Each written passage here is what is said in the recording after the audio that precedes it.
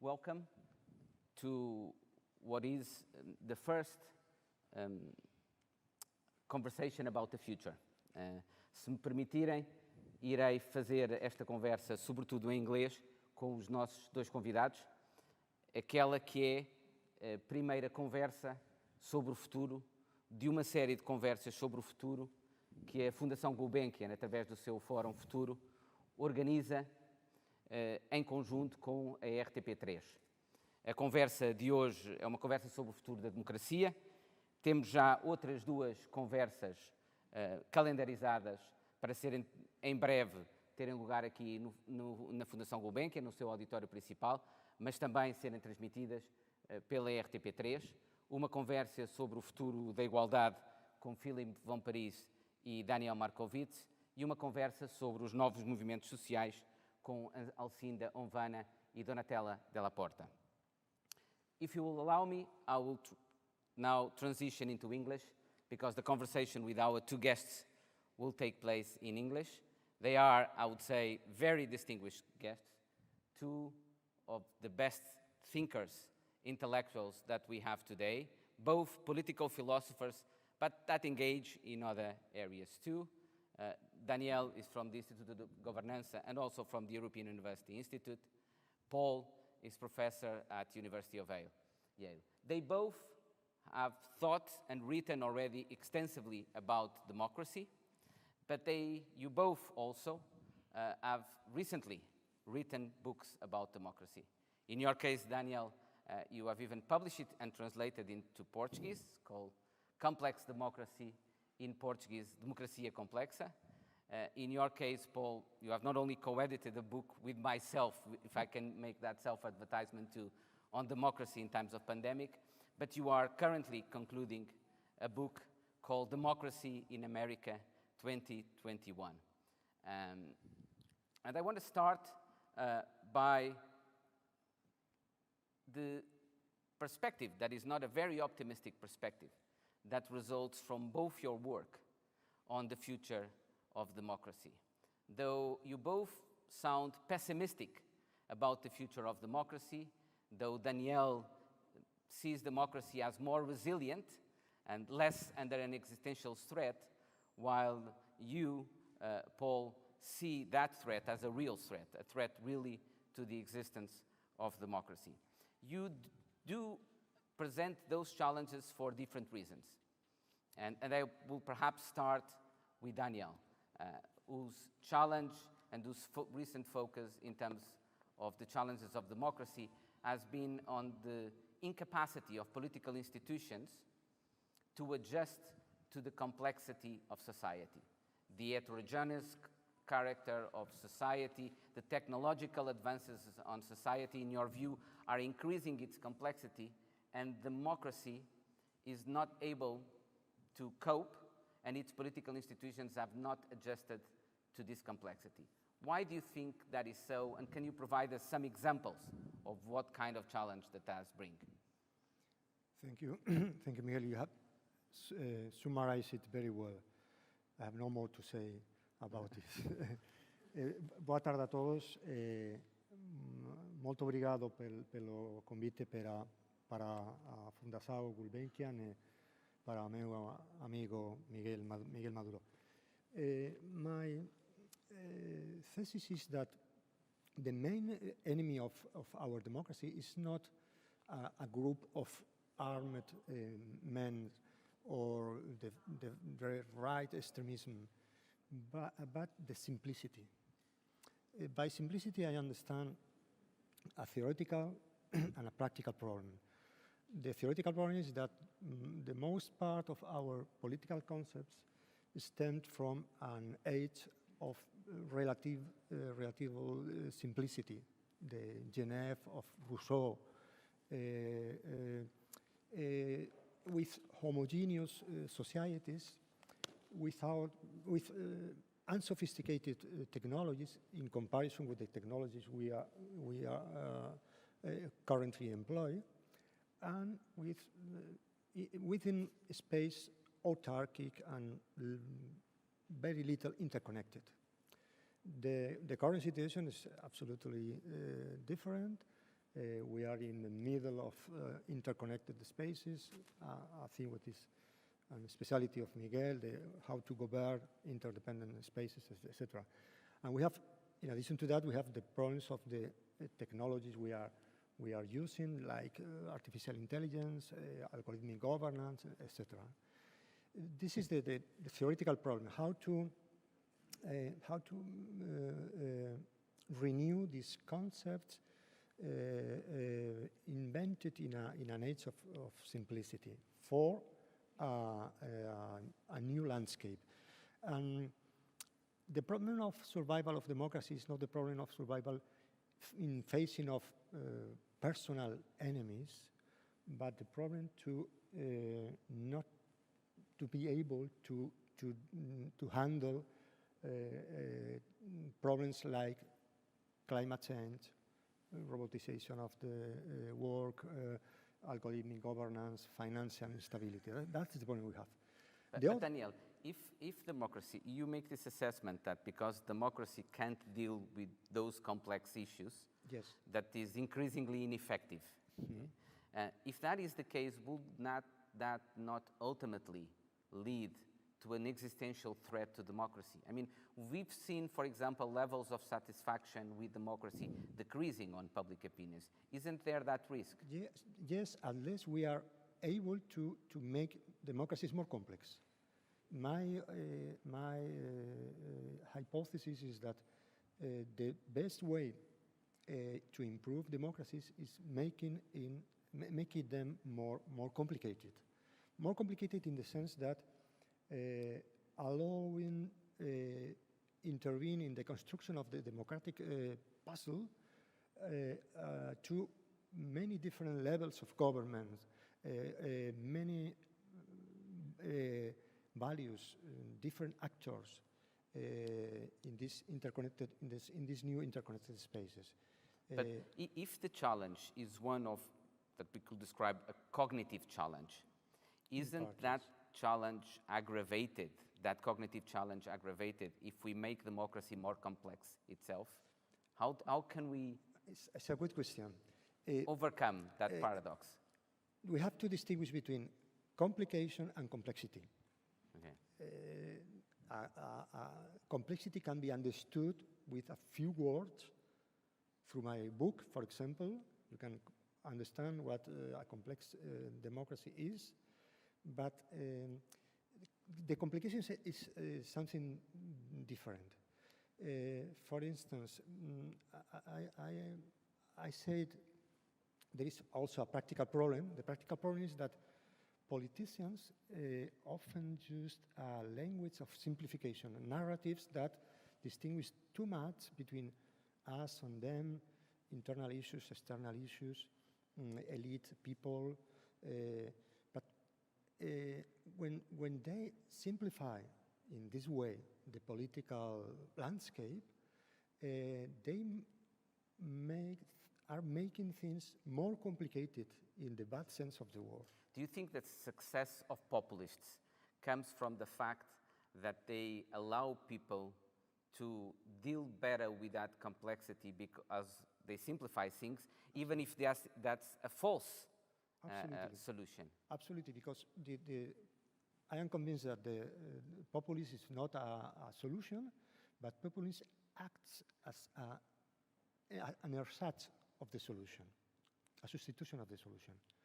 The problem we have in regard with to the populism is the populism is not the problem. The problem is something more radical and more difficult. The problem, in my view, is the rupture between what in the terms of Freud we can call the principle of reality and the principle of pleasure. There are a group of politicians and political parties that handle the principle of reality and talk about limits, responsibilities, shared obligations, etc. And there is another kind of people talking about simple solutions, divisions, polarization, and insofar we are not able to connect in an effective and legitimate way these two dimensions of the political life, how things really work and how things should work, insofar as we are not able to make sense to a connection, to this connection, we are doomed to fail in a discussion, in an endless discussion without solutions. Let me bring Paul into this conversation. And Paul, if it is possible, I think you have an even more skeptical and understanding about the future of democracy. You haven't given up on it, but you are seriously concerned, and what you see is indeed an existential threat, because if I understand correctly your more recent work, you understand as one of the essential requirements for democracy to be able to provide for a peaceful resolution of political conflicts. And you see democracy as increasingly incapable of doing that. You say that democracy has been increasingly confused simply with the act of voting and counting, deciding who are the winners and the losers, and whoever wins everything or believes that they have won everything, and they are not recognized by the losers as legitimate and vice versa. And so that in a democracy where people don't engage politically in trying to convince the other or accepting to be convinced, but only try to win, democracy is no longer able to fulfill this role. Is that an accurate definition of the kind of challenge that you see, and why do you see it as a fundamental challenge? So I don't disagree with much of what Daniel says, but I don't think it gets to the roots of the problem, at least as I see them in the United States. Now, of course, in the United States, I would say, to go back to your first question, we had a near-death experience with the election of Trump in 2016 and 4 years of Trump. It was pretty close to death, and had he been reelected, I think we would no longer be a democracy. I think we would be a democracy in sort of in form. I mean, our American forms of political organization are not particularly democratic, as I'm sure most of you know about the gerrymandering of the Senate and the way the president often doesn't win the popular vote. So we already have these problems. But if you understand democracy, not just as who wins the majority in the polls, which is consistent with a mob. A mobocracy is a democracy on that view, but a democracy is a society that's committed to the rule of law, committed to fair elections, but it's also committed to equality of individuals and recognizing the dignity of individuals. And on all of those dimensions, we were near death. It was a lawless regime that had no respect for individual citizens with which it disagreed. So, of course, I'm informed by that, and I think, the new administration has a lot of work to do to see if it can recover, but this threat has not retreated. Now, why hasn't it retreated? Well, in my view, democracies thrive on difference. They thrive on diversity, they thrive on pluralism in politics, they thrive on competition between ideas. But a necessary condition of a successful democracy is it to be able to resolve its conflicts through its political institutions. It doesn't mean that everybody wins, but it means that everybody has to recognize the outcome of the decision. And if they don't recognize the outcome of the decision, you're in a dangerous situation. So the United States is in such a situation. So Biden wins the presidential election, and the Trump voters refuse to recognize the legitimacy of the election. That's terrible. The Supreme Court may be about to overrule our abortion jurisprudence and say the Constitution doesn't protect access for women to abortion, and the progressives will say it's an illegitimate decision that we do not recognize. It's political, not legal. So we're in a position where our traditional institutions of decision no longer can really decide in the sense of represent the nation as a commitment, but rather exacerbate conflict. They become just another point at which conflict flares up and becomes deeper and more polarized. My own belief, I would summarize this as saying, America is in a condition of civil war. Because a war is a state in which you don't have institutions that are capable of resolving the differences between the parties. And we do not. Now, I would say it's a less violent war, but it's not completely nonviolent, as we saw on January 6th. And it goes by the name, generally, of the culture war. But it's deep, and it's not exactly about complexity. It's before we get to complexity. You know, it's about polarization, alienation, different ideas of identity, and it's driven not by a failure to understand, but by a very well-funded intervention by forces of propaganda on the social media and ordinary media. So it's not natural. It's not welling up from below. It's being driven from the top. And Trump is an example of that. You know, he's not a man of the people. He comes in from the top. Well, you describe a situation, as you said, of civil war.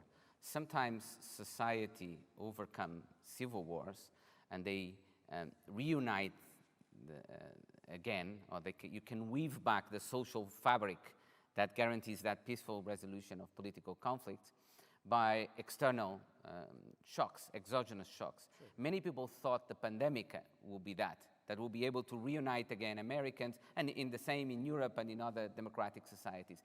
It doesn't appear to have happened like that. It looked like that in the beginning, but that is not the case, actually. Why do you think it's so? Well, I think the pandemic was a terrific test of my hypothesis.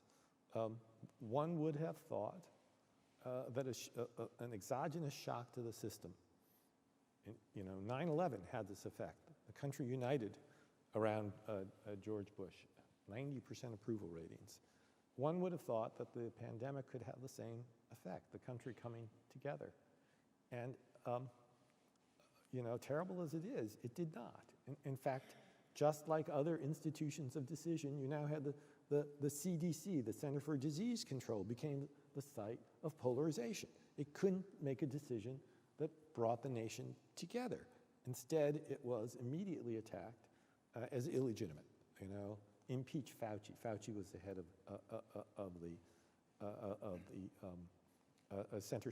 So this division, when I say it was nonviolent, one of the Civil War is nonviolent. I count among the dead of the American Civil War about 200,000 unnecessary deaths from COVID. They are political deaths. These are people who believe the propaganda and who refused to act in a minimally rational fashion. But it's not even minimally rational. They refused to recognize the common good of a community, a public good, which required them to modify their behavior for the sake of others. They would have none of it. So we have the vaccine resistors, the mask resistors, and in those states where this is prominent, this is mostly a regional problem, I should say. It's not, if you go to Connecticut, where I live, you do not see much of this. But if you go to Florida, if you go to Texas, if you go out west, you see a lot of this. It's become a dangerous point of conflict. And so it shows the deep, deep depth of our political conflict. And if you ask, well, if COVID can't bring us together, what could bring us together? Afghanistan sure didn't bring us together. So I don't know that enough of a sense of common purpose, common community. This is what it means to be in a near-death experience. My own belief is, my next book might very well be on what does secession look like? Maybe we're at the point where we really should divide into two communities. What does it look like in a non-territorial world? You still believe that there's one way that we can overcome that challenge, that is by reigniting, to a certain extent, the civic virtues. You basically, right. It's the point that democracy also needs good citizens. Right. And that citizens are no longer nurturing that civic culture that is necessary for a successful democracy. You link that a lot, very interestingly, with the disappearance, or what you call these intermediary institutions, from extended families to church, to clubs, to political parties, to trade unions. Can you tell us a little bit more about that? So if I ask, well, why has America been susceptible to this polarization, this tension, this entry of really from the point of view of a rational person, absurd propaganda that drives people to these extremes. What's happened to us? I think that it's important to remember a few things, that most of our democratic institutions, the ones that I think should be able to decide, things like universal elections, secret ballots, regular elections, political parties,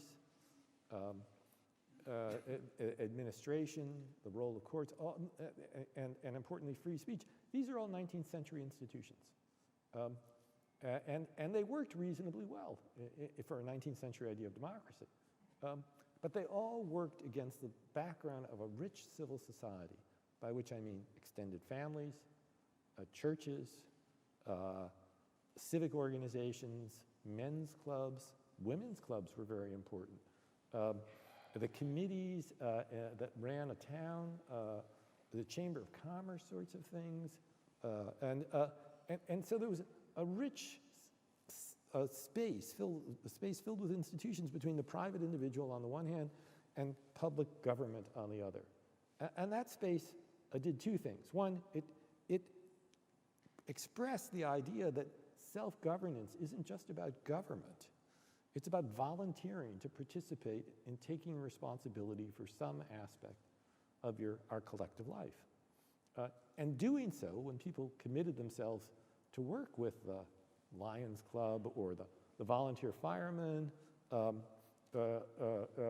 doing so, they learned, one, to respect each other, two, that they would have to try and persuade each other, three, they learned how to work together. They learned that political differences aren't necessarily barriers to working together for our collective well-being, and they learned an idea of the common public good. All of that's gone. All of that's gone. But do you think that those institutions that are losing importance, losing relevance, in a little bit like Robert Putnam's famous book, Bowling Alone, the idea that social capital, this social fabric that helps us to support our societies is disappearing, or it is instead that the character of those institutions have been transformed? We've had opportunities in the past of talk about this, because churches are still very relevant in the United States, but to some extent, in the US, they have become themselves channels, vehicles for radicalization. So is it the lower importance of those institutions of the transformation? Both are going on. I mean, they are literally disappearing. They are many of these forms of civic organization are simply not viable anymore. And you can understand why. People are much busier at their jobs. They have alternatives on the internet. Their kids are running around doing things. They have to be managed. So the idea of the neighborhood has changed. So replacement organizations, because people have a need to be recognized and to participate, so replacements do arise. But a lot of times I think that these replacements are completely inadequate. They don't take on the old role, and they exacerbate the problem. So let me give you an example, a simple example. And I live in a small town in Connecticut. For 300 years, easily 300 years, the center of the town was the Congregational Church, which is interesting because it was the church was both a public and a private space. It's where people came together and they met and they talked about the town and they helped each other, and there was no strict separation between the Sunday service and the town meeting. They would happen in the same building on the same weekend. Today, the largest is now the smallest church in town, and the largest church in town is an evangelical church. The evangelical church has no public presence in the town. I mean, they have a church in the woods, but I've never been there. There is nobody who participates in regularly helping govern the town is a member of that church. If you ask if they have a mission to the town, they say, no, we have a mission to the Ukraine. So this is offering people an idea of religiosity, but it's incapable of directing it towards the support of self-governance. It doesn't think of itself that way. So I think a lot of and in place of the evangelical church, you can think about the groups that arise on the internet. Right? They offer some public space for people to join and participate, but they do not take collective responsibility, or responsibility for our collective life. So they're not teaching the same kinds of political lessons. They're not showing that democracy They're not means nurturing those civic Yes. virtues that are crucial for Right. democracy. They're not about volunteering to help run the town or the government or anything else. They're recognition without responsibility, and that can take a very pathological form in a group like QAnon. I don't know if you have that here. But then you get all this craziness of these groups that attract people because people want to be members, but they're not responsible agencies or institutions within the enterprise of collective responsibility. Daniel, you have also stressed in your past work a lot the importance of these intermediating institutions in democracy. And you are both, that's not the reason why you've been invited, but you are actually both somehow skeptical of direct democracy, and we'll talk about that in a minute. But I wanted to ask about how do you reconcile the importance you have attributed in your work to intermediating institutions, including political parties, to the increased skepticism that you demonstrate with respect to traditional political categories. In your most recent work, you actually highlight a form of simplicity in ideology by saying that challenging the value that categories such as left, right, conservative, liberal have today, because you see those categories have becoming too pure, too orthodox, and therefore not open to the moderation and the kind of compromises that are necessary in a society to deal with complexity. How do you reconcile those two aspects? Absolutely. Let me start in saying that I am not agree with the Paul's conception that seems to me to be too communitarian. I believe that the idea that I don't know if I am wrong, but the idea that the commitment to public affairs depends on the structure of the family, churches, social capital, is doomed to fail in America, but also in Europe. We cannot expect many democratic nurture from this institution. When I talk about... Do you think that we can have democracy absent those kinds of civic virtues, or they can be nurtured in a different way? In a different way.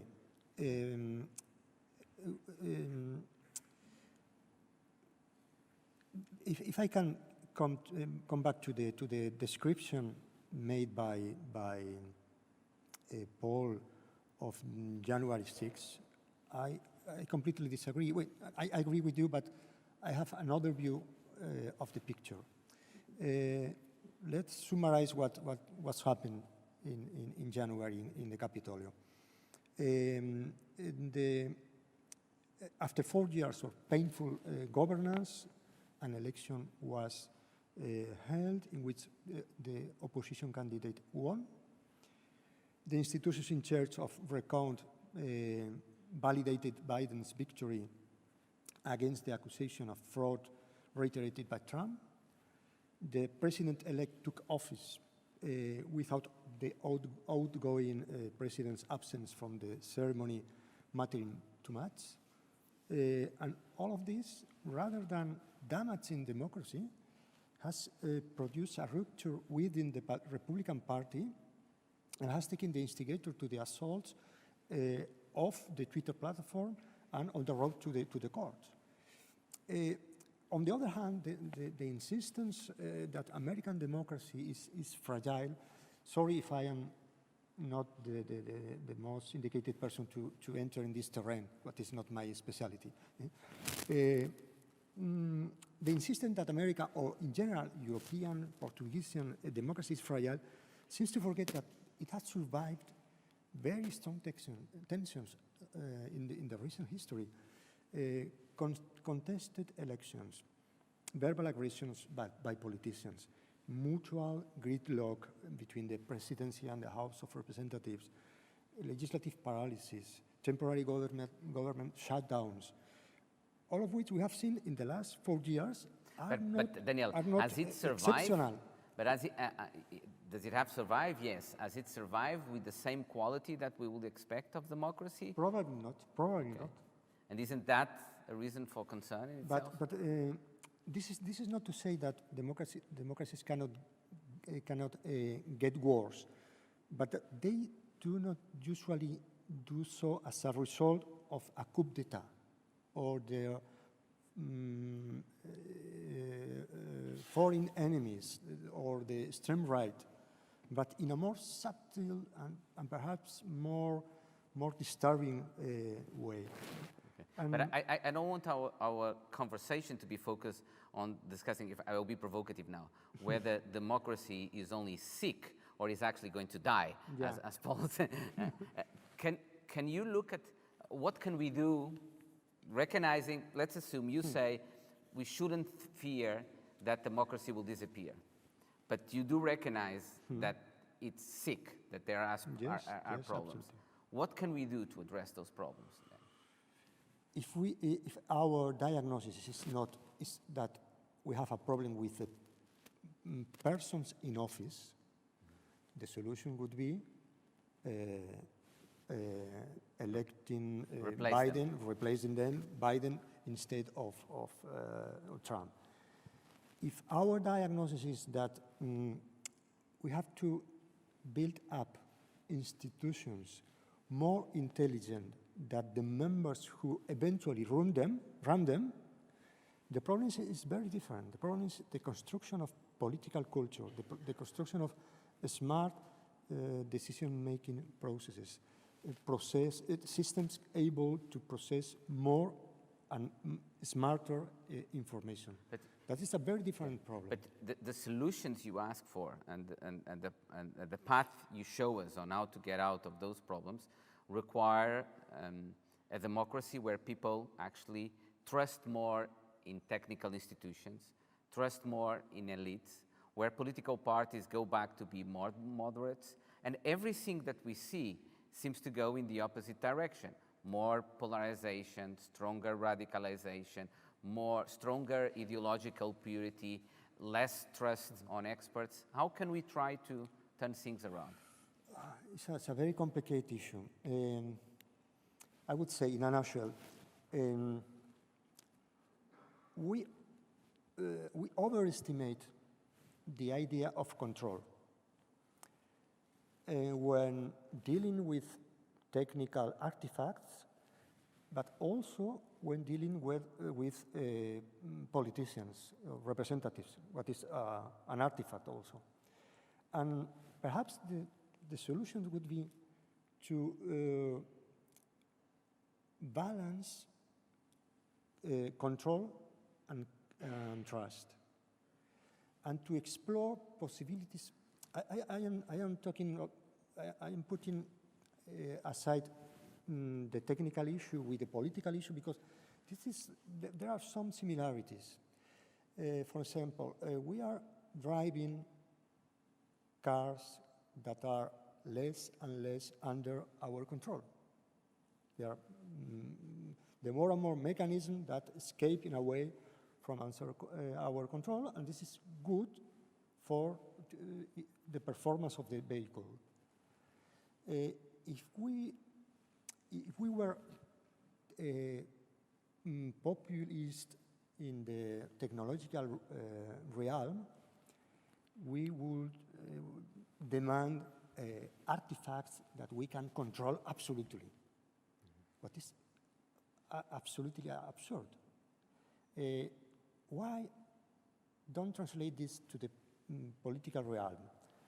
That's to say, in the political realm, we have to explore forms of half control, a new balance between control and delegation. The Brexit was the typical example, taking back control of populism, aiming at, and I wonder if the capacity to simplify all hard issues into one single sentence. Exactly, as if the democracy would depend on the capacity by citizens to control effectively, continuously, immediately the political process. But it's impossible without trust. trust between UK and the rest of the Union, between the English government and the population. Trust. That is a very important through that, we are going back to the question of intermediary institutions and the idea that the point that I said you both share of some skepticism on direct forms of democracy and participatory forms of democracy. I think in your forthcoming book, Paul, you have a sentence that's very provocative in that respect, that I would like you to comment and maybe explain to people, because I think their first reaction will be one of shock. You say, the closest an institution is to the people, the less democratic it is. Can you explain that? Because that's counterintuitive, I think, for everyone here in the room. Why would you say that? In the town in which I live, the legislative body of the town is literally the town residents, the adult town residents, gathered together in town meeting. This is the original New England town meeting style of government. So the town itself is its legislative body. If you look at old town meetings, records of old town meetings, people showed up for a full day of argument and discussion and decision. You look at town meetings today and there are 12 people there. These people are there because they have an interest. So, you know, if the big issue of the day is, should we build more soccer fields, the soccer moms are there. If the issue is, should we, you know, float a bond, the anti-tax people are there. And there's no discussion, effectively, no discussion. So merely creating the form of closeness doesn't adequately address the forms of ignorance, indifference, and a sense that it's not for me. So that doesn't do it. Bringing it directly to the people doesn't do it. And then we have the next step is sometimes we have a referenda of the sort that Miguel's talking about. If you have a referendum in town, you go from, you know, 2% attendance to maybe, you know, usually around 10%. A high would be 20%. That's direct democracy too, but we're only at 20%. This is a town that in presidential elections will have close to 90% participation. So people know how to vote, and they like to vote. But direct democracy is no longer really a viable option. That's why I say, you know, it's not about voting that we're going to convince people to assume responsibilities and to think about the things that Daniel's talking about, but only by getting them involved, by getting them to volunteer. Now, I think that Daniel may have misinterpreted something I said, and I said it poorly. When I say that we need to reinvigorate civil society, and I say, well, 19th century civil society had extended families and churches and all of these organizations, we're not going to go back to that. We are not going to, you know, recreate the extended family in America. It's, in my view, a kind of a shame, but it's gone. You know, we have lots of people move around a lot.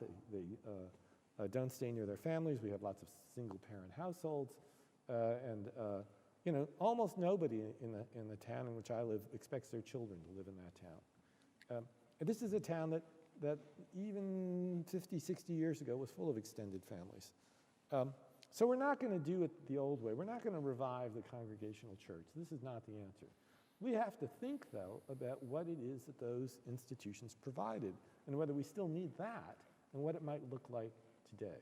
So how do we reorganize, re-energize some sorts of voluntary organizations that can take collective responsibility? Your view is that those qualities are crucial for people to engage in the democratic process in a more tolerant manner, in a conversational kind of... Yes. If we want them to do the things that Daniel describes, we have to, I always say, we have to educate voters. Nurture those things. We have to educate voters to be citizens. And how do you do that?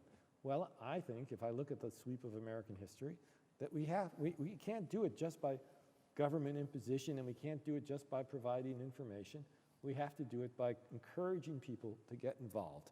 Right? Now, what would that look like today? Well, as Daniel says, it's a complicated question, but my own view is more than likely, if we move in this direction, it will be through some mobilization of concerns about the climate. These are the things around which people are willing to work, to contribute, young people in particular, and it's young people who need this most. So they One need thing I know you clearly do not believe is capable of teaching those qualities or educating on those qualities is the internet. Again, in a provocative sentence that you have used often in the past, you've said that we perhaps should think about ending with the internet if we wanted to save democracy. Why is that? Why do you think that the internet is educating people exactly with the wrong capacity tools so the for what internet democracy needs? is just a completely fascinating phenomena. And the sentence I've said is, the question I've asked is democracy compatible with the internet? So when we think about the internet, when it first appeared, we thought this would be, a marvelous extension of the public forum. People could debate each other. It has all of the knowledge of the universe available at your fingertips, right? There's never been anything like this for self-education, for dialogue, for exchange. All of these are virtues, but it's not the way the internet has developed. Unfortunately, I use another analogy, right? Which is, I think maybe I use it in the speech that, if you make speech perfectly free on the internet, the pornographers take over. And too much of the internet has gone in that direction. So now we have two phenomena that I worry about a lot on the internet. First, we have what a lot of people talk about, which is these information silos. People don't exchange across their political views and their moral values. So whatever their views are pushed to extremes. And there are a lot of reasons for that. It might be the algorithms. Self-reinforce those extreme views. So they don't listen to anybody else. So that idea that we could take the public forum and put it on the internet has just failed. And the second reason, though, I think, and this is a slightly different reason, is the internet has this strange quality of homogenizing all information into the same form. It all appears on the small screen. It all looks the same, and it all responds to the same, actually, economic model of the internet, which means it's all a form of entertainment. So it has no way of distinguishing serious discussion from pictures of kittens, or frankly worse, it's not doesn't end with pictures of kittens, it ends with pornography. So how we can keep, politics out of the entertainment model, convince people, persuade people that this is serious and they need to stop and think about it and exchange views. Daniel, do you have, because you've also thought a lot and written a lot about the impact of technology and now recently even artificial intelligence too, do you have such a pessimistic view too, or also in this case, at least a slightly more optimistic view? I am more optimistic too. Sorry for that. Maybe because I am an ignorant. In internet, I see like two big moments. A moment of destruction and a moment of construction. The moment of destruction is that internet eliminates the clear traditional distinction between information and conversation. Prior to internet, we had traditional media that established what is a real information from the conversation, the real conversation of the I normally call them the editors of democracy. Exactly, editors, the verticality, the hierarchical system of information. In internet, in the first moment, in internet, this distinction is completely blurred, and there is no gatekeepers. It was the moment of the Arabic Springs. For us to distract, to fight against totalitarianism it was a useful tool in Tunisia or in Egypt, etc. The problem is that against the too optimistic opinions of people celebrating the arrival of the new agora, internet is not an agora, it's something completely different. And in internet there is a strong demand, in this moment, I see these things so, there is a strong demand for authorized, editorialized information. Well, we are in a space of democratic horizontality, overwhelmed by the quantity of information we have at our disposal. And now we are searching for authorized opinions, unauthorized criteria, and the capacity, how to use internet for the construction of democracy. That is a very, very different moment in comparison with the destructive moment, the first moment. We'll have to conclude soon. And do you want to react to this, and then I have a final question for both of you. So I think the virtue of the internet is it has made possible really creative long-form journalism. And that's a real virtue. But the efforts that I have seen to create a community discussion, exchange on the internet have been tremendously destructive. They have not survived. People get driven off. There's a kind of intolerance that emerges very, very quickly. And I don't know what the answer to that is. So you have the good and the bad. And unfortunately, there's a lot more people reading the really destructive one than the long-form journalism. I have one final question. This is the same for both of you. It's a mental exercise, let's call it like this. Let's assume that you are not only philosophers, but that you are, for at least a short, brief period of time, philosopher kings. What will be the first measure that you will take to save democracy or to make the democracy better for the future? Who wants to start? Well, I could say something that probably not what you are expecting, but and again, very United States oriented, but there's been a premise running around the room about America's a democracy, and it's a resilient democracy, and it's lasted a long time. I don't think America's institutions are very democratic. Both the Senate and the presidency are not very democratic. They're gerrymandered. They're not one person, one vote. And the House is doing its best not to be very democratic either. So if I were, ruler for a day, I would make America a democracy. And then we can see if Daniel's right. Daniel, maybe how would you make European democracy? Okay, I would say I would work on structures, processes, rules that provide democracy with a high degree of systemic intelligence. An intelligence that is not in the individuals, but in the constituent component of the systems. To me, it's more important, the rules, the structures, the institutions, the procedures, than the persons who are eventually in office. In some ways, this is the resilience, the resistance, the strength of democracy, that making democracy, that would be my motto, making democracy less dependent on those who run it. How can we do it? That would be my proposal. Thank you. Muito obrigado ao Paul Kahn, Daniel Innerarity, e espero que aqueles que nos seguem a partir de casa estejam também a assistir aos próximos Conversas sobre o Futuro.